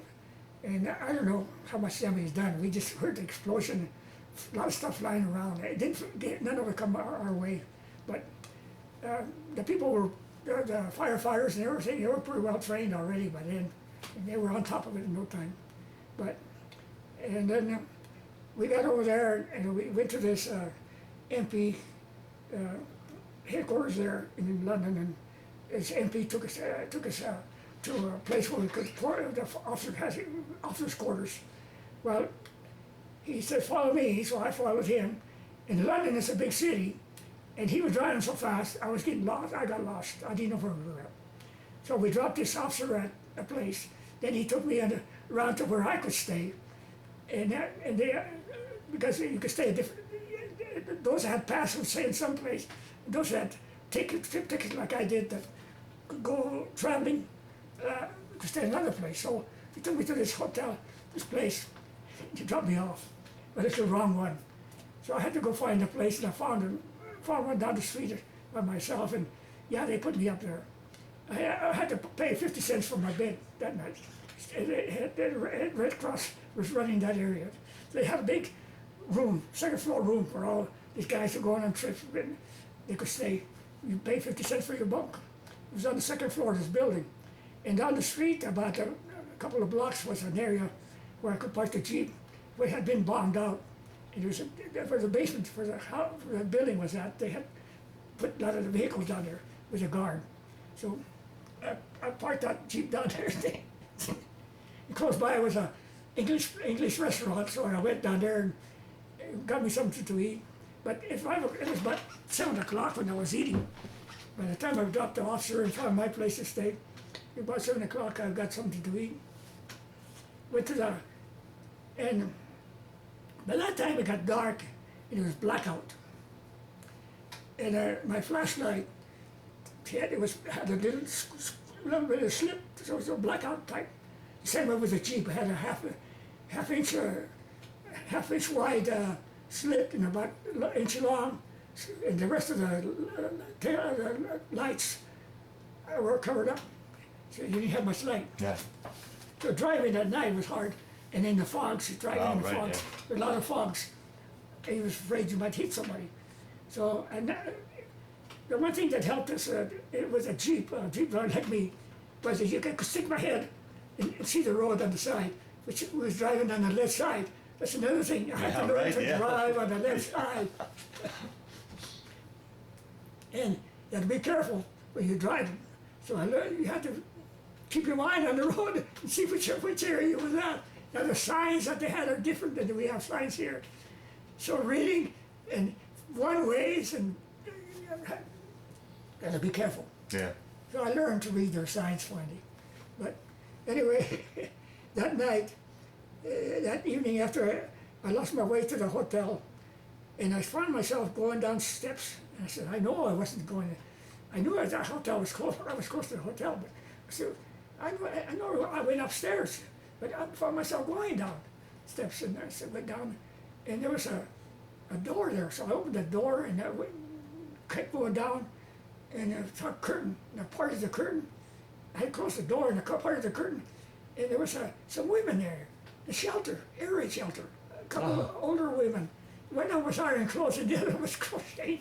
And you could hear the bombs, boom, boom, boom. Wow. And this woman says, hey, Jan, come on in, Jan. They were the companies. So I sat down, and they gave me some tea and some crumpets. And I sat there about an hour with them. One of them was when it helped clean the place where I was going to stay. So later on she took me showed me the way. Anyway, I stayed about an hour with him, and you could hear the explosions. Oh. And I went to bed. When I got to that room there was nobody there at that time that I got there. I was the only one, so I got my bunk. And I've always been a heavy sleeper. I mean, I could fall asleep right away.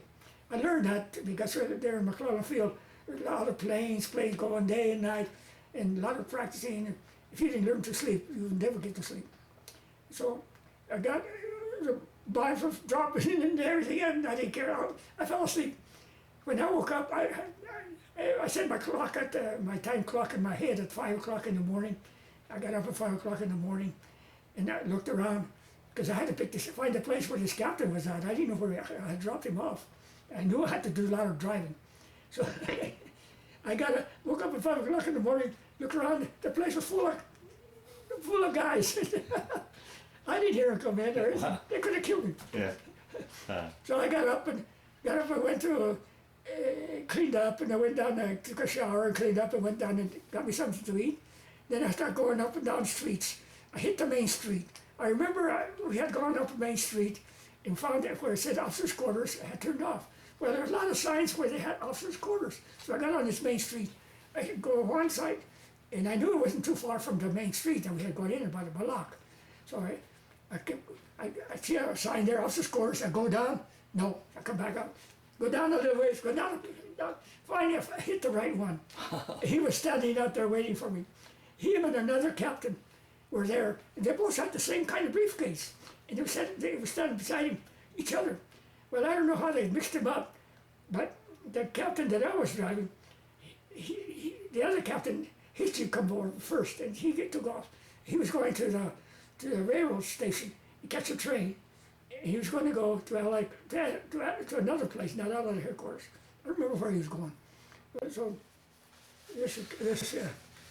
this captain picked up his briefcase, and he noticed it was the wrong briefcase. And he says, we got to catch up with that guy and get my briefcase. And he says, I can't get back to headquarters without my briefcase. And so I got a lot of information in there. So we went.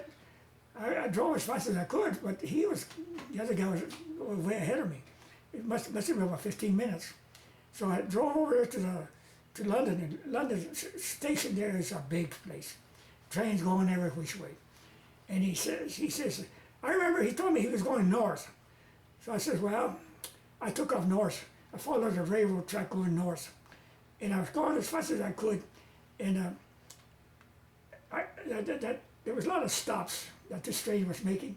Well, we got to one of them, and we got ahead of the train there, and he got to the stop. He got on this train. He says, he didn't know whether it was the right train or not, but he got off. He said, I'll get off at the next stop. I said, okay. So he lucked out. He found the guy. Really? Found his briefcase. Wow. And he was sweating blood. He said, I'll be court-martialed. And he wasn't. I got him to Allied headquarters, dropped him off, and then I went back to my base in Benbury. And then we was doing a lot of training, like I said, dropping off the guys. But one of the experiences I had there on this base was, which to me, it was the first time that I saw, I had seen people die before, get killed. But on that base, for some reason, this one hit me the most. It was a plane coming in with some soldiers that had gone to another base and were coming back to our main base. And there was a bunch of soldiers inside and the pilot and the co-pilot. For some reason, the plane skidded off the runway and went up a little knoll, hit a cow and a horse, and then went up, bouncing around and hit a bunch of trees. We were about 1,000 yards away from there. We was dropping some ammunition at a dump. We had used ammunition that morning for practice and practicing. And we went to the dump to dump the extra ammunition we had. And we saw the plane come in, and it was close to us, and we saw what had happened. And I jumped in my Jeep, and the guy jumped in with me, and we tried to follow the plane. By the time we got to this area, this tree area where it was, the plane exploded. I was out of my Jeep running towards the plane. I could hear screams. Oh. And I ran there trying to get to these guys. And if the guy hadn't grabbed me by my belt and pulled me down, I probably might have burned myself. Yeah. Because I was determined to get to them guys. And anyway, he said, listen, by that time we heard the sirens coming, the ambulance and everything. He said, come on, Stan, let's get out of here. He tells me, he says, we can't do nothing. So I realized I couldn't do nothing. But it bothered me. Later on, I never realized how much it bothered me. I couldn't sleep for a week. I was just thinking about them guys screaming. And then the other one that bothered me was right there on the same base. The gliders we were assembling, one of the gliders that we had assembled was a GC, they call it a GC-13 experimental glider. It was a big sucker. And it had the propellers on each side to help it glide. And they had filled it up with soldiers, infantry that were flying over making a round, flying over the field. I don't know how high they were, but they were pretty high. Anyway, they were coming around a wooded area, and it began to break open, and they're dropping guys as they was going. They were dropping guys and kept dropping them. And in this wooded area, there's about dead trees there, and one guy landed on that and freak accident. Like that, snapped his head off. Oh. And I was across from a tree, opened him up, and his guts were all over. And a lot of guys landed on the runway. You could see like gunny sacks, like flour sacks floating, hidden. And they were all dead. They all died, every one of them. Oh. But anyway, some of the guys that ran over there in the wooded area, they saw this guy, and I was running up there right to him, and the guy stopped me. He said, don't go, Stan. He was coming back from where this guy had been, his head was at an old. He said, don't go over there, Stan. Well, dumb me, I went over there, and I wish I hadn't. I couldn't sleep again. Oh. It was terrible. But I had seen a lot of guys die, because we used to go pick up the airplanes that crashed there in England. And sometimes pilots would be in there, So it didn't bother me. But for some reason, these two incidents bothered me a lot. Sure, yeah. So I think that's what bothered me so much. That when I got home, I was a skidder bum. Anyway, we got our gliders assembled, and they were test flied. They test flied them, and then on just before D-Day, that morning of D-Day, we loaded the 82nd Airborne on the planes. I was out there. Watch these guys, that sergeant and these other guys loading up on their planes. I was out there to see them off. They were loaded heavy. And I used to watch them when they jump out of planes, how loaded they were, and how fast they come down. So it's a wonder they didn't kill so many of them. They had to come down. And so there was a lot of them loading on the planes. They had the planes lined up, and they loaded them up and said goodbye to them. Then we got the gliders out there, hook up the gliders, and took the glider infantry over, dropped them off. I don't know where they landed, but I remember they threw them over, dropped them off. And I know they told me that some of the parachutists were dropped in the wrong zones and the wrong area somehow or another. They made a lot of mistakes. And of course, a lot of the guys down there on the beaches got killed too that day. But I saw pictures of them from some of the guys that brought them back, and I just couldn't believe it. I had some of those pictures, but the flood took them. Oh, wow. It was kind of sad. But, you know, that, and then out there on that base, outside of this base, we had a hospital set up for the less injured troops they were bringing in on D-Day. And they were bringing a lot of them into that. So I was helping the nurses over there, you know, and a lot of the poor guys, it was pretty bad shape. So. But they were bringing the less injured there. They were taking the worse injured to another area where they were working on them as fast as they could. And poor guys. There was a lot of troops there. Well, one thing I liked about that mess hall they had there was they had good food. So being that I volunteered to help, I was getting good food. Our mess hall cooks weren't that good. No. You know? And I remember when we first got to England, after we got there, our food supply started catching up with us. We started getting eggs and meat, beef. But before that got there, we were buying some lamb meat from the English. So, you know, so they were cooking lamb stew. And so depending on what end of the line you were, you either got it warm or cold. And you know how cold lamb meat is. So you wanted to eat. So anyway, we allowed a spam too. Oh. And then the supplies caught up with us, so we started eating a little better. And a lot of times we buy eggs on the side. We put at the motor pool, we put a little stove down there, and we go to the farm. So since we were drivers and supply, we stop on the road and buy eggs from the farmers, black market, and they would sell it to us because everything was rationed there in England. People were rationed. We'd buy bread from the baker. If we had some bread, he'd sell some bread. So there at the motor pool, we had our own eggs and our own bacon and ham, and we used to do our cooking there for ourselves. Or when we go on to town, we come back and at night, and so you see the guys frying eggs at night from past. Anyway,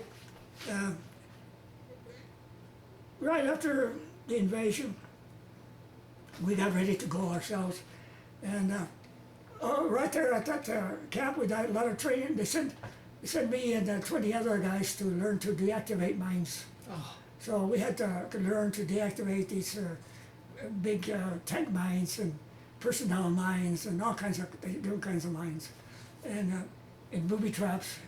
And they showed us how to find booby traps, and we didn't pass the test. None of us. We had 2 weeks of that, engineers, and when we went out in the field, we all died that day because we didn't pass the test. Right. We learned that the Germans were real tricky, and we were pretty smart too. And so the soldiers that were coming back from the front told us about to put a bar on our Jeep and hook with a hook, because the Germans were stringing wire across the roads just to fight. You know, you had to put your visor down when you were driving your Jeep. And the Jeep I had a 50 caliber machine gun, and I had a boot for my little Thompson that I never, when I got to France, they gave it to me back, and I put it in a boot in my carbine next to it. And so the 45, some officers took it away from me. So anyway, but I had my machine gun in the back, and the guy that was with me on the side, right on the side, or the guys operating the machine guns. But anyway, that Jeep, when I was practicing there in England, I took it down to test fire. But they had the wrong mount on it. On the first one, they put a 30 caliber mount with a slow, and the machine gun couldn't be elevated. So it could just shoot straight ahead. And it was the driver and I were, the sergeant that went with me, they had to have a sergeant or officer when we went test fires on the machine gun. And the guy that was going to, the other guy that was going to be with me in the Jeep to use the machine gun. So I was going down the slope, went to the area where we had a target. I was going down the slope, and this guy had loaded the machine gun up, and he put a shell in the chamber, ready to fire.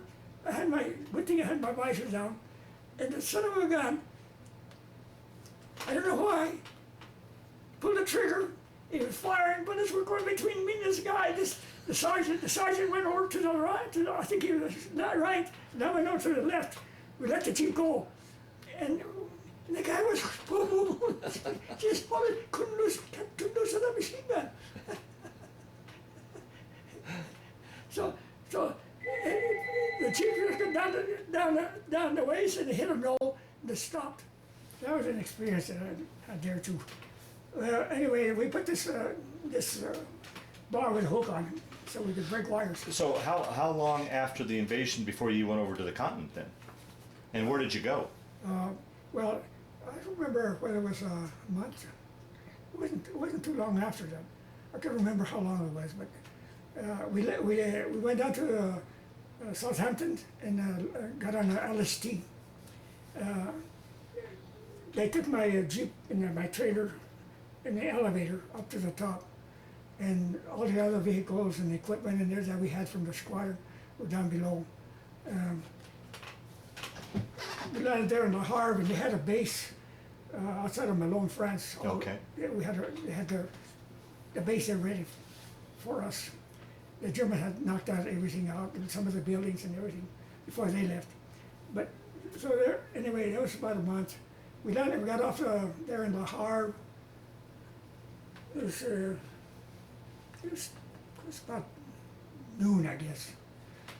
We got off the LST, and we lined up. We were now lined up ready so we could go to our base, and was all waiting now for everything to come off the ship, load our trucks and everything, all our soldiers and everything, equipment. And one of the lieutenants was over there browsing around where the Navy was at, and he found one of our Jeeps there. The Navy had stolen one of our Jeeps in England. They stole one of our Jeeps, and they had painted it light blue, but he saw the numbers and he knew it was our Jeep. So anyway, we got our Jeep back, and then there were a lot of people. The heart was pulverized. There was nothing there. The city was gone. There's houses up in the top of the hills, but I don't know where the people all of a sudden appeared from I don't know where, and coming over wanted to get something from us, you know. So cigarettes. I used to smoke. I had 2 bags full of cigarettes.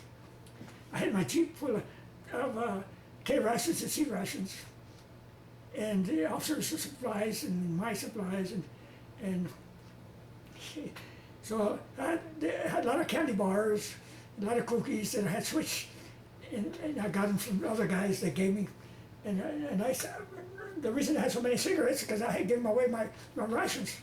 I give my rations for cigarettes. Somebody told me that cigarettes were valuable in England. Since I was sending a lot of money, all my money to my mother, I needed money. Sure. So cigarettes were $70 a carton. Wow. So anyway, a lot of people started coming over, and I gave them a lot of candy bars and a lot of K rations and C rations away to the people there while they were there. They'd come over with wine, trying to give us wine, but we couldn't drink, we couldn't do it. Yeah. And we got a convoy going. So we had to go through Paris. Oh, wow. Yeah, outside of Paris. But we started driving, and I was going lickety split down the road, and here comes army convoy passing us up. They were going to the front as fast as they could, and they were even in and out. So you had to watch for them. And well, one of the times one of the trucks skidded on my side because there was another convoy coming back from the other side, and so they were driving fast. There were supply trucks, quartermaster trucks, and some of them had soldiers in them too. So they were driving like mad, and we was driving, the speed that we could go was 30 miles an hour. So if you go any faster, you lose most of the convoy. So one of the guys cut in front of me, and I hit the back end of the truck. I didn't think I had done any damage to my Jeep, but it did. It destroyed my radiator. I tried to stop, but I hit the rail, the tracks that were there, rails, and it skidded. It didn't. I slammed on the brakes as fast as I could, but it skidded on those rails, on one of the rails. Well, I had to stay there till one of our trucks come and told me, tow truck that we had, come and told me to the base, to our main base. But I lost my Jeep there, but I got another one though. So we got to this base. I don't remember the name of the base, but we saw asylum with old friends. We was about, it was close to Paris. So we used to go to Paris too. In fact, I used to go down there to take our laundry, not our laundry, our dry cleaning. Our uniforms down there for dry cleaning. So they had a great big area there for GI places where they had to set up dry cleaning place there in London. I mean in Paris. I'd like to go to Paris. So I met a lot of people there, and I met another GI that spoke a little French, so he used to translate for us, and I'd go with him. We'd take my cigarettes, and I'd sell my cigarettes, and we'd get by a champagne. We met a lot of gals there too. We met a couple of nice gals there, and we was going to Saint Germain. They were going to Saint Germain. We was going to Paris. We're going to the Plaza de Pigalle there in Paris. And so we got on this train, and we was going, met these gals, and they said, "Hey, we want to come over to our place." So they took us to Saint Germain. Outside of Saint Germain, they were sisters. They had a farm. I don't know what you call a farm there, but I remember. I call it a chateau. And their dad, they had the Germans and the Vichy government had taken everything away from them because they were against the French Germans. Uh-huh. And so the Germans, the Frenchmen that were in charge, the Germans were in charge, took everything away from them. And they took away their money, just about everything, their cows and their equipment and everything. So they were broke. And they were in the process of getting it back because we had already knocked the Germans out of Paris, so they were in the process of going to get back some of the stuff. In fact, they were pretty well off. They had been pretty well off. But up until then, they were living on handouts. So the old man, he smoked, so I brought him some tobacco, and I brought him, and the mother liked the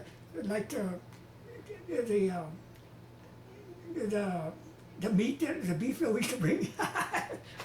so later on, I used to bring him a lot of supplies to go there, and I would go on the dates with the girls. And they went, in fact, their father wanted me to marry one of the daughters. Really? So I could stay there, but I didn't go French. So I knew I wasn't going to do it because we didn't know where we were going to go from there. Right. So, so we stayed there. We was there. I guess we had when we were still in England, Patton was flying Patton after D-Day. Patton called for supplies. We were flying Patton by air with gasoline and ammunition. He called ammunition supplies, all kinds of supplies. He opened the field for us, and he put down some mats, and the planes could land there. And then he sent us a whole bunch of champagne and cognac. So we had a big party. And then any place they'd open a field, our place would go over there and drop supplies, wherever they could find a place. We were like it reminds me of the CBs. and then we stayed there in Malone, France. They had a lot of booby traps. They had an area marked out for booby traps, and they found a bathtubs there where we could take baths because we were real stinky. We hadn't had baths for some time, so we went over there and took some baths until we finally the engineers we had and the plumbers. There were GI plumbers, had been plumbers, and we finally fixed we built a building for us. Made a shower house out of it. Got hot water in there, put water camps and everything. So we had our own showers. They didn't want us to shower in town in those tubs because they didn't know how safe they were. And so there in Malone, we went to. They were also taking a lot of our guys and turning them into infantry soldiers. Oh, right. Okay. Uh huh. And we were afraid that they take us over there to go deactivate the mines. We would have been born to mix. So, anyway, and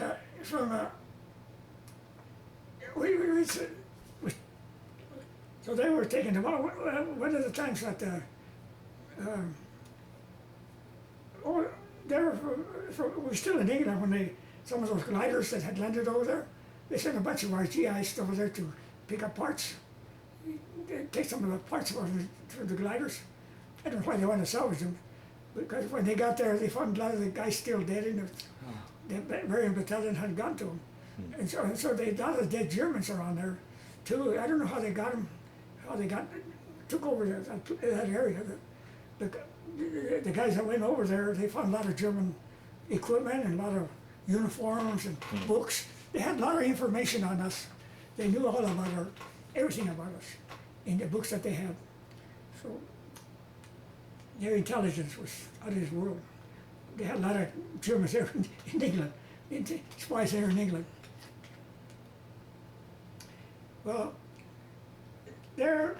from Malone, France, they were taking the guys into infantry, and finally, a couple of the guys that they got called in, we gave them a party there in Malone, France, and we went down there to this cafe, and we asked the owner to bring us some champagne, and we were going to have a little party for the guys, to send away party. We did that for the other guys too. At this particular time, this guy didn't want to.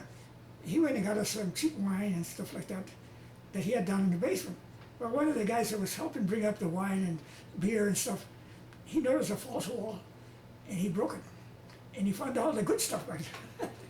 So he broke the wall, and he come up with the good stuff. And the owner said, no. And he went out the door, and he said, MP. He hollered for the MPs. And one of the guys grabbed him and brought him in there. He pulled out his 45 and he says, sit down there and stay there. We had paid him for the drinks. Yeah. He stayed there. Anyway, we had our party, and then we went to another building where there was a French woman. She was a Spanish French woman, and her sons were fighting in the underground, had been fighting. That's where they were fighting at that time. And this French woman and I got to talking together. She took a liking to me, so I got invited to a lot of her parties. Oh, wow. Yeah, I ate a lot of good food. Fish, I ate a lot of course dinners. Anyway, so after we left there, France, we went to Belgium, and then to Holland. And in Belgium, we had a strip there where supplies come in. Our planes had a landing strip there, and then once in a while the Germans would send an observation plane up and shell our field, and of course we had to repair it. And one of the times they caught two of the guys out in the open, and one guy got a direct hit from a shell, blowed him apart. And he was one of the nicest guys we had in the supply. He's the one that kept my machine guns going in place. He had just got married with an English girl about 3 months before that. So, anyway, Belgium, I guess we stayed in Belgium till the end of the war. We went back to France, where we stayed until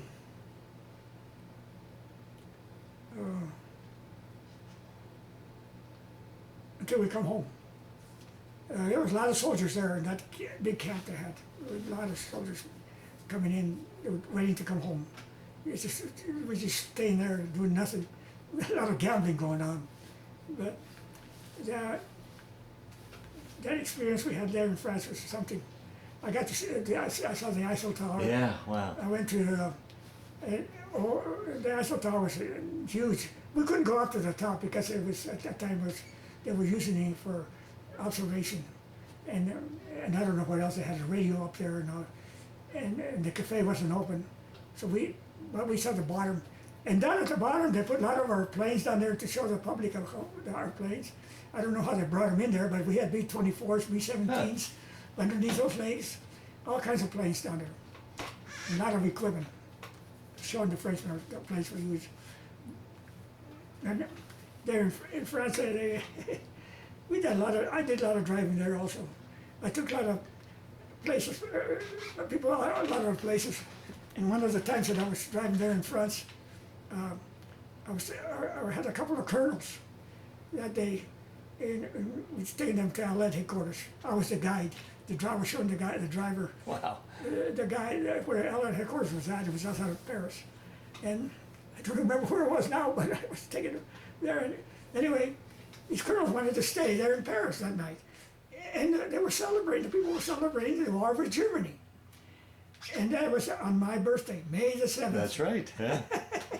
So they were celebrating my birthday too.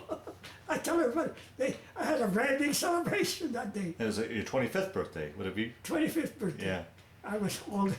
Wow, yeah, you were old. Yeah. Yeah, and the people were, we had a command car, and we couldn't move. We were supposed to park it in an area where it was under guard, and it was about 6 blocks away. And when we got into Paris, we barely inched it. We had to inch in there to go to where the officers went to the hotel, and it took us 3 hours. Wow. So if we'd have gone the other 6 blocks, we never got back. Yeah. So we still had to stay there where we got. And people were jumping all over the command car, women and guys and men and children, bringing us pops and bringing us food, champagne and cognac, and we couldn't drink because we were on duty.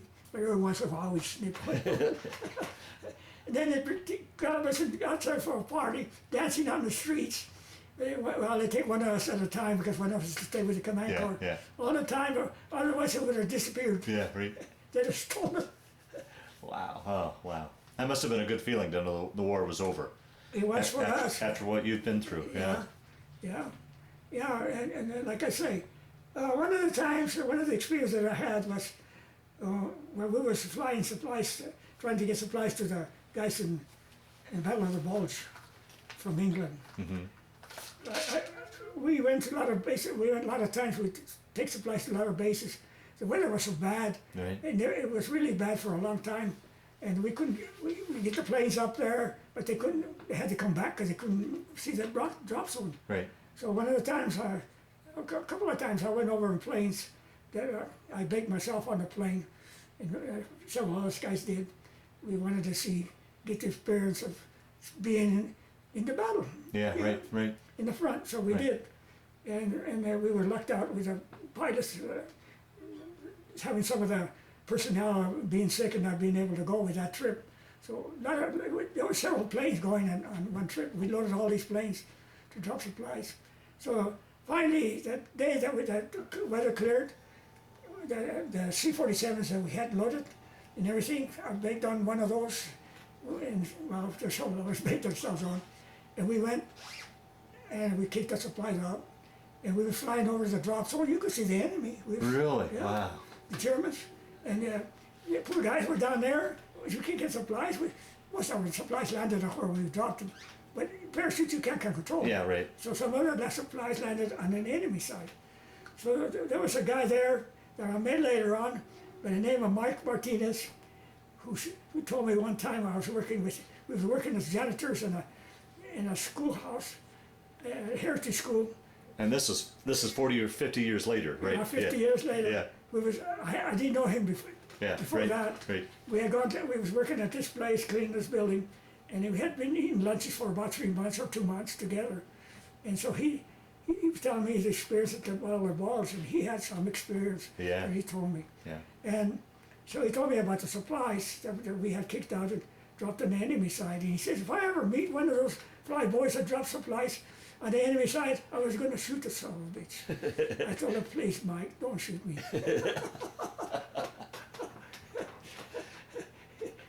So I don't know how small this world is. Yeah, right. Yeah. Yeah, right, right.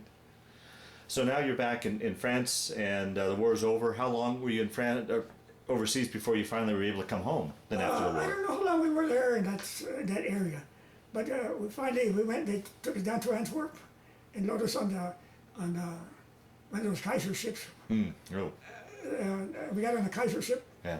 and we was coming home. Me and another guy, we was standing back in the water, got real choppy. We said, "The sea wasn't going to leave right now." And we just standing watching, holding on to the rail and everything.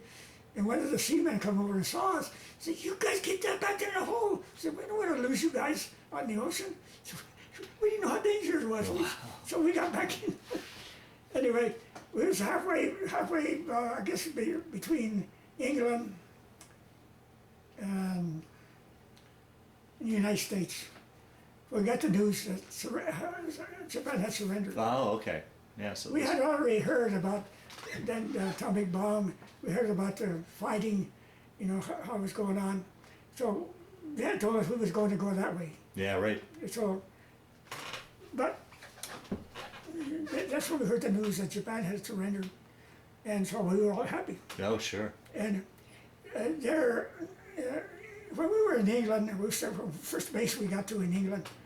That first base after we got from Glasgow to this first little base, a pilot come over there and gave one of the guys a little puppy, little dog that we barely opened his eyes. He brought over. He says, "I can't take care of it.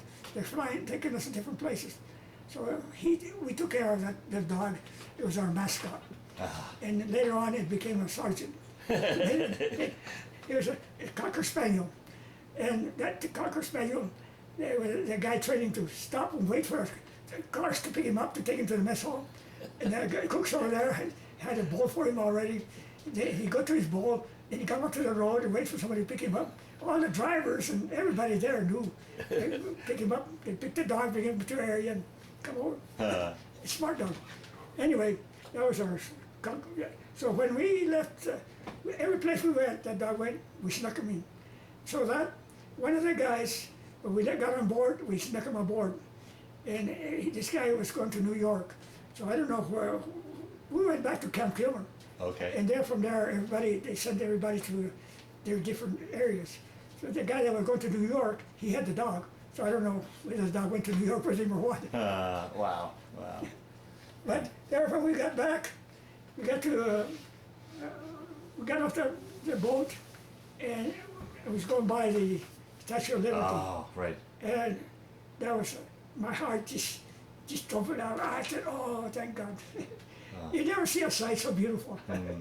Oh, before we got off the boat too, there was the guy says, "Oh, look, the Red Cross is down there with some pictures. I bet you they got beer." It turned out to be milk. And it tasted so good. Yeah. We hadn't had no milk because they wouldn't let us drink the milk over there because it wasn't pasteurized. Oh, we could drink the powder milk. And so that milk tasted out of this world.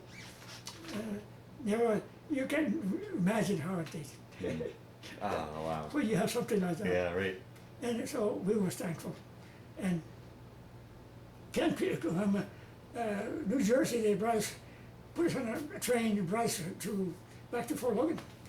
And we got there to Fort Logan, and we had our barracks, and we were supposed to leave our stuff in the barracks. But they told us, "Don't leave your stuff in the barracks. Bring it over to the supply room, because somebody can steal stuff." And we had a lot of our stuff, personal stuff too. I had about $20,000 in small diamonds that I traded my cigarettes for. Oh, wow. And I had them in little parts, I should have mailed them home, but I was afraid that they wouldn't let them come in. But I had hid them all the way there. And then, so I said, well, that's a good idea. So everybody took their supplies to their equipment to the supply room, their barracks bag and their clothing. And so we made our beds and everything, and then we went and got our physical, took showers and everything, and it says, okay, as soon as you get your showers, you can go to town. And there's a taxi waiting for you guys. Sure enough, the taxis were waiting, and I hadn't seen my mother for 3.5 years. Wow. Well, I had to, I lied. And when we were in Louisiana, I did get a furlough. Oh, okay. I got a furlough for 15 days. I come home. I come on a bus. I was going to get a train, but then the sergeant gave my first furlough to a friend of his, so I had to wait for the second. So the second time I had to get on a bus instead of a train. So the train made a lot of stops. I mean the bus did, and it stopped and picked a lot of people up, and there was a young gal sitting by me, and she kept hugging me all the way down till we got to Pueblo, Colorado.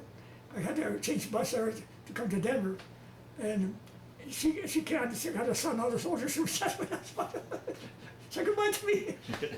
Anyway, got off there, and there in Pueblo, I had a 2-hour wait, and one of my uncles, my Uncle Joseph, had a shoe shine parlor there. Years ago, he took me down there to show me how to do shoe shine shoes, but I never learned very much because my aunt and her husband took me away from there and says, your mother needs money. So I put me in construction work. I learned to do construction work, so I was getting paid. So I sent my mother money home. My uncle got a little peeved, but I needed the money. My mother needed the money.